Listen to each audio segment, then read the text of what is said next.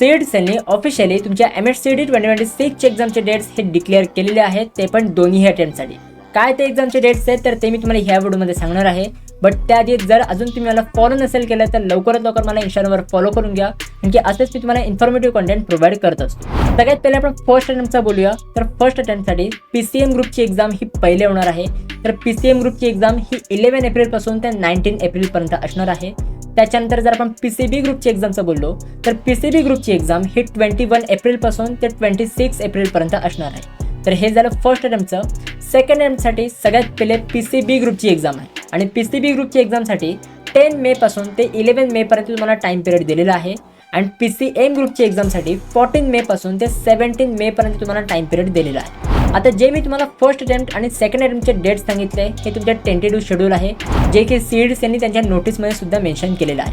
म्हणजे हे शेड्यूल पुढे जाऊन चेंज होऊ शकतं किंवा नाही पण होऊ शकत, ह्याची कोणतीही गॅरंटी नाही. सो जेव्हा पण काही सीड सेलकडनं अपडेट येईल तर ते मी तुम्हाला नक्की प्रोव्हाइड करेन.